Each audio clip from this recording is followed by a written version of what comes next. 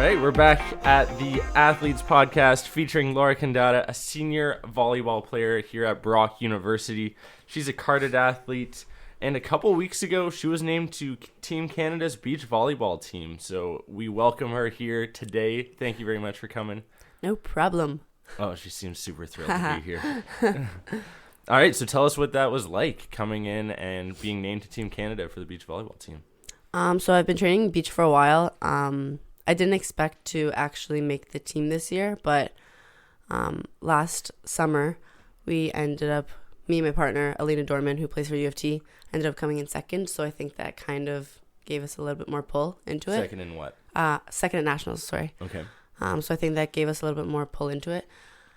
And I'm just really excited to experience it and have an opportunity to show myself. Yeah, I'd been trying to get you on the podcast. You'd been slightly nervous, didn't want to do it, brushing me off, whatever it was. And then you came up in the gym and you're like, man, I made Team Canada. I'm like, man, you're coming on the podcast. So thank you for coming. But it's really cool. You guys, obviously, where were nationals last year? I was in Toronto, so okay. I didn't have to travel, which is pretty good. Nice. So you got the local hometown crowd in front of you. Yeah. And so what does that mean now for you, being named to Team Canada? What are the next steps? So starting April, we start training together. During the summer, I think it's probably the world tour is the first step for me. Traveling around the world, getting like experience from other countries, all that kind of stuff. Probably even extra training with the national team. Mm-hmm. I think just like getting better to the next step where I'm not just like playing at a national level, maybe like international level. Right. So that's probably where I'm at right now. And that's not new to you, though. You've been traveling around the world for volleyball for years now. Take us through where you've been. So 2 years ago, I was on the national development team. So that was probably the year that I started considering world tours. So I've been to Turkey, California, Korea, China. Am I missing one? Probably somewhere else. I think one more place. Okay. But that was a huge experience. Like going on world tours, a whole new animal. Like going there, you need to spend your own money. And they don't cover any of the costs? No. So you technically, like if you make the main draw, mm-hmm. they cover your accommodations and your food, but the flight and if you lose a game, it's all on you. So they incentivize winning by basically forcing you to win if you want to get anything covered. So my first world tour was in South Korea. Actually, it was in California. I lied. And we went there, played one volleyball game, lost, and we weren't in the main draw. We were in like the qualification round, lost, and that was that. So spent all of that money for one volleyball game, and that's happened twice. It also happened when I went to Turkey. So that was like a whole nother thing that happened. Holy. So you flew to Turkey for one volleyball game. Yeah. And is this unique to Canada, or is this something that most nations are doing? I think most people do it. I think a few countries have it all funded. Okay. But I think that's countries like Brazil have it all funded, and are they just the powerhouses? Yeah, pretty much. And sorry, I'm not as familiar. Is Brazil or the U.S., are they kind of the typical dominant, or is Canada right in there in the right mix? now? I think Canada's the number one team from what I heard. Like the two Canadian players won, actually a few days ago, won blocker of the year, defender of the year, and pair of the year. Wow. And they've been on like number one spot or top 5 at least throughout the entire year so far. So is your goal then to end up being one of, because there's 15 women on the beach volleyball team and then 4 on the Olympic, is that the end goal then? Hopefully. I mean, this Olympics obviously won't be my shot, but hopefully the next one. Yeah. So 2024, you're looking towards that. Yeah. And then, this given being at your last year at school, how do you continue that training for the next 4 years? What are your... So after school, I still want to continue my schooling. This is not where I want to stop. So, but I'd probably go to school in Toronto. Okay. And for being a carded athlete, you have to be playing full-time beach. So that would be... Yeah. Is that yours? No. Mine? Oh, it's time for Laura to wake up. She's ahead of the game. Sorry, we can keep it in. I don't care. Jordan's going to edit it out. We'll see See Jordan's editing skills. Okay, where was I? So you're gonna go to school in Toronto. Oh yes, so that's my plan. Hopefully, Toronto without a T. People Toronto. who are from Toronto don't ever say the Toronto. And apparently, we get made fun of for saying Toronto, like CH. Yeah. Oh yeah, 100%. Instead of Toronto. It's Everywhere, Toronto. everyone outside of Ontario chirps Ontarians. It's the right way to say it. It's questionable.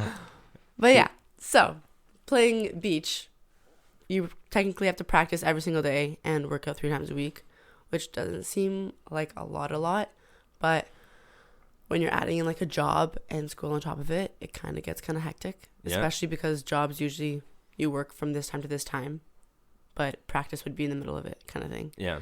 So it's kind of difficult to work around that, but I think it's doable. I mean, for sure.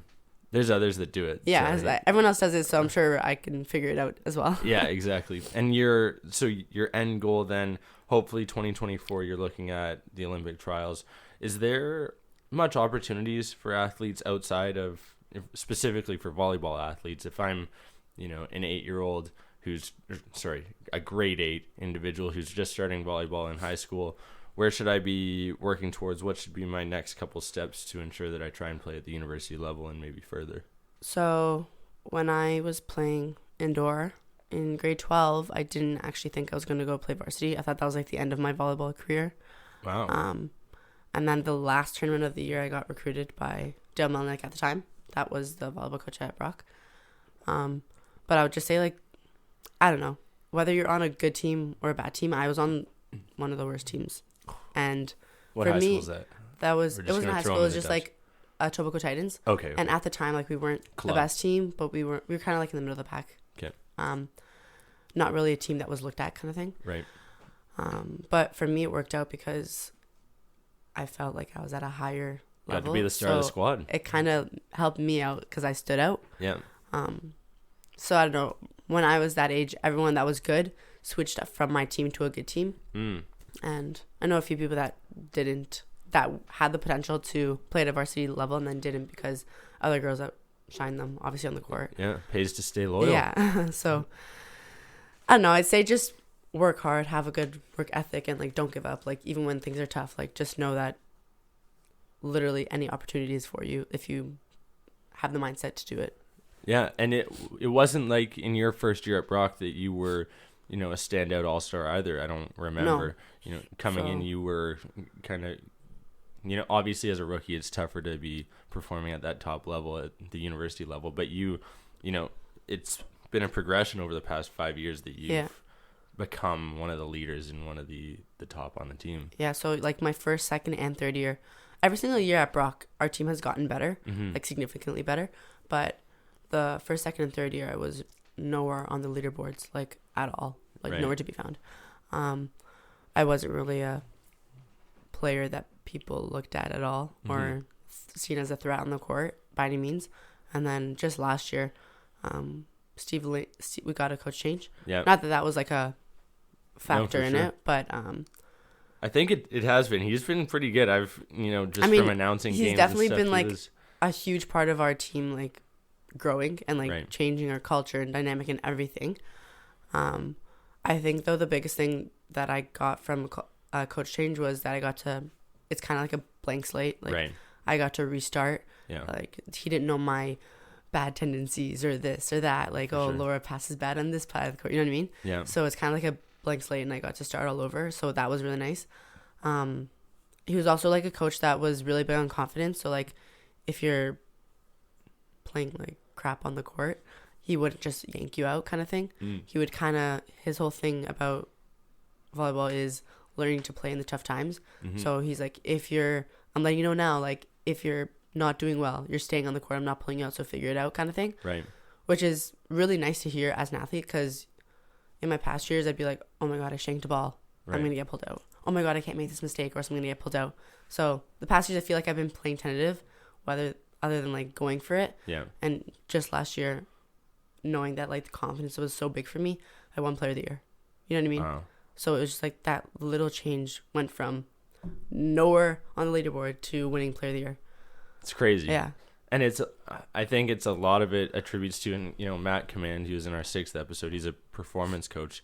You talk about having that confidence going into any game, any match, whatever it is, not having any reservations in your mind and just going for it. And the ability that you have athletically to perform just skyrockets when you're not worried about making a mistake. Yeah. So was there anything else that caused that shift for you? Did you change your diet? Was your nutrition? Are you, were there any other factors that you could have thought of? Yeah. I think my diet has stayed the same my entire life. Okay. It's just how it's been. But last year also, every other year, I feel like I'd get stressed or upset when things wouldn't go my way. Okay.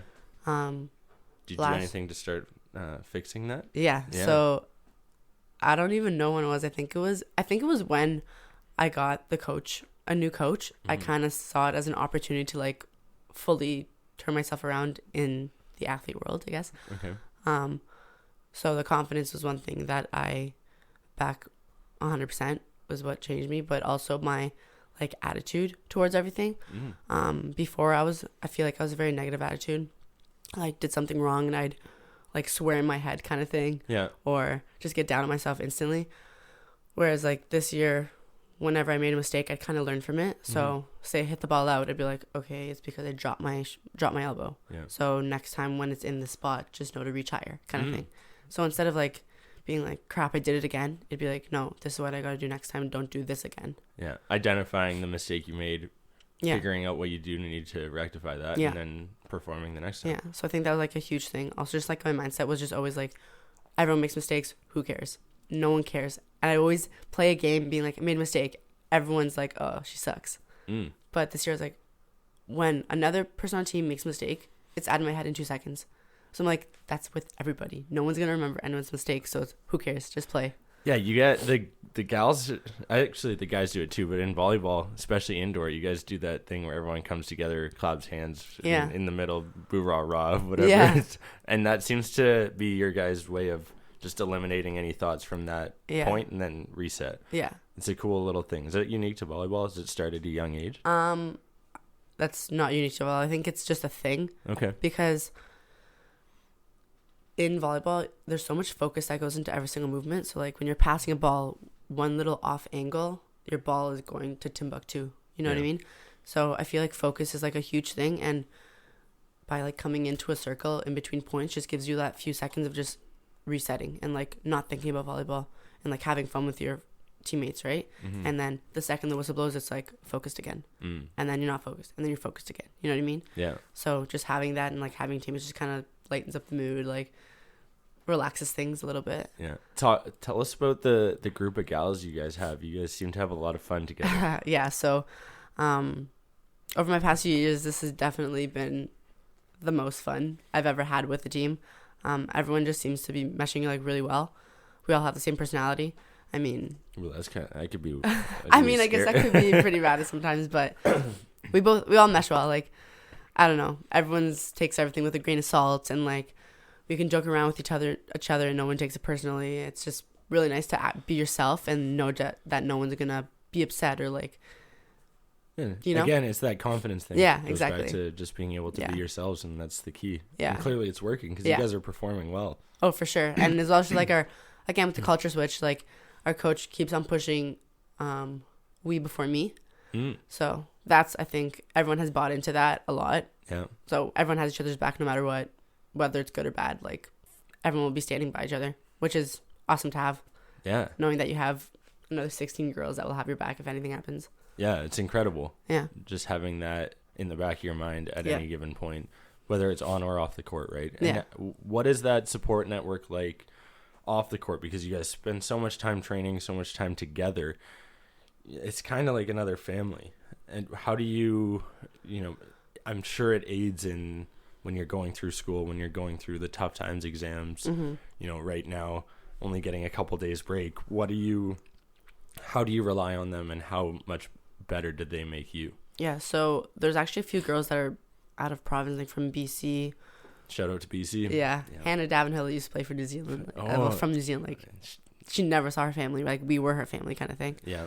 Shout out to Hannah too. I know, miss that girl. I think it's just nice to know that even though your family's far, you can always have somebody to talk to as if they were a family member. Like, even during stressful times like exams, like, we'd always have kind of study groups and then a break to have, like, fun. Yeah. So it's kind of nice just knowing that I think of these girls as my sister. Yeah. So because my sister is far away from now, it's just nice to treat them like one, know that they treat me back as one. Yeah. And not that I don't miss my family, but it makes it easier to cope with it. Yeah, and it's, man, university is a time of transition, and whenever you can add 16 other people to help you along that way, I think you should take advantage of it, right? Exactly. So how has that been balancing school and volleyball? You know, we've had a couple of varsity athletes on, and, you know, no one ever really has a concrete answer as to whether or not the schooling aspect is so much more difficult. How have you been able to balance that, and is it a struggle? Do you think schools are doing enough to help you guys? So my first few years, school is not my forte. Okay. It was really difficult for me, like, time management wise, stress wise, like, everything. I didn't know whether I should be, like, relaxing before a game or putting in work for my school. Like, I just couldn't find the balance in my first years. But these last two, I realized that when we do have a break, this is really weird, but when, say, we had a night off of volleyball, I would do absolutely no work. Nice. Because I'd be like, this never happens. I'm going to soak it all in. Like, no way. So the few times that we did that, I came to think that, like, oh my gosh, if I didn't have volleyball, I'd probably be the biggest procrastinator ever. Like, I wouldn't do anything if we didn't have volleyball. So I kind of like it that we have this packed schedule, because, like, I need to get this much work done in this hour. This hour between lift and practice, I need to get this form post done. You know what I mean? Mm-hmm. So it kind of just, like, kept me on top of things. It was obviously hard in the beginning, but, like, now it's so easy to be like, the assignment's due. Okay, I need to start it this many weeks before and work on it this little bit a day. Yeah, it makes you diligent with your time, and it makes you appreciate when you have time off, right? So many people go through school. It grinds my gears. It's nails on the chalkboard for me when you hear students in university that are complaining about time management. Yeah. And I understand that some programs are more demanding than others. We went through sport management, or going through, and it encourages a lot of extracurricular activities as well, fortunately. But holy Dinah, for anyone who is not a student athlete that complains about time, I want to throw them into the gym and tell them to go work out for 3 hours, study, and then go train or whatever, blah, blah, blah. It's ridiculous. So I have a lot of respect for all the varsity athletes at any institution. But it creates those good habits that when you have something to do, you do it. Yeah. Right. And I think it's lessons that you guys can learn for the rest of your life. Whereas, definitely, instead of becoming the procrastinator, like you said. Exactly. And, like, I don't know, just even having a job on top of that in my third year, I feel like. Where'd you work? Lululemon. Oh, you get some good gear. Yes. By the end of it, yeah. Spend every single paycheck, I'm like, shoot, there it goes. Yeah. Lululemon is the best quality. If I was to get one person to sponsor this, it would be Lululemon. And I'm so happy also because beach volleyball is sponsored by Lululemon. Shut up. So when I was on the team 2 years ago, you get, like, a package of, like, a backpack, like 5 leggings, like 7 shirts, a headband, a visor, a bikini bottom, sports bras, everything Lulu with, like, the national symbol. It was like Christmas. I was like, oh my gosh, it's the best day ever. It's just that's better. That's the best part about making the team, right? And it's the ultimate flex, having a little Canada flag on the side. Like, no big deal. Yeah, not a big deal, right? Biz nasty. So, it's an exciting time for you. Basically, you've got the last couple months where you get to enjoy being a student athlete still. And then come April, you get to go on a world tour, hopefully kill it with the gals. And fingers crossed. Yeah, exactly. But that's got to be exciting for you. And what are your sort of next 4 months? What are you doing to prepare for that? So I actually have FISU trials on January 3rd and 4th, I think it is. Better not be hungover from New Year's. No, I will not. But my partner's Alina Dorman, who also plays for U of T indoor. We haven't been really training much because we're in the indoor season. Okay. So this Christmas break and like a few times when we're even back, we're probably going to be showing up on the beach court a lot just to train for that. Future Trials is like university games. Okay. You know what they are? Yep. But explain it. Yeah. They're in Spain this year. They're in June, end of June, I think. Okay. It's basically just a tournament with kind of only university athletes. Just representing the best their university country. athletes in the world. It's not a big deal for just a tournament. Sorry for those listening. Laura's a very humble individual. Doesn't like to brag about the fact she's one of the top volleyball players in the world. But yeah, so that'll be exciting. I mean, trials are beginning of January, and hopefully we make it because that would be an insane experience. Alina Dorman made it for the indoor future team 2 years in a row, I think. So she has experience doing it. So it's nice having somebody that has done it before, right, as my partner. Yeah. So it's kind of like a little up. Yeah, she can guide you along the way, tell you the ins and outs through things, and hopefully you guys can just kill that experience. And Spain's not a bad place to visit. No, not at all. Yeah, get a little tan going. Yeah. Get rid of this Canadian winter weather. Well, do you have anything that you want to bring up here? But because I've always got this last part where, people want to bring up things I never know to awkwardly ask. I like to bring up, I feel like I want to cut this part out. Fuck. Well, now you got it. Okay, Jordan, you make a mental note of what time this is. Is there anything else you want to talk about before we get going again? Not really. No? Okay. No. It's been pretty good. All right, so we're just going to start back up with, how do you want to start it up again? Doesn't matter. Keep going. Jordan's so mad at me right now.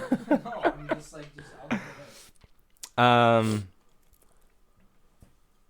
So yeah, it's an exciting time, and I wish you the best of luck. It's going to be a lot of fun being able to watch your career path, see where you end up, and it'll be cool when we can say on the 15th episode of the Athletes Podcast we had Laura Condotta in, and now she's going out jumping around on the beach, hitting some balls around, and hopefully representing Canada well. Yes, hopefully. I mean, that's the goal. Yeah, thank you very much for coming on. This has been the 15th episode with Laura Condotta. Take care, Athletes Podcast listeners.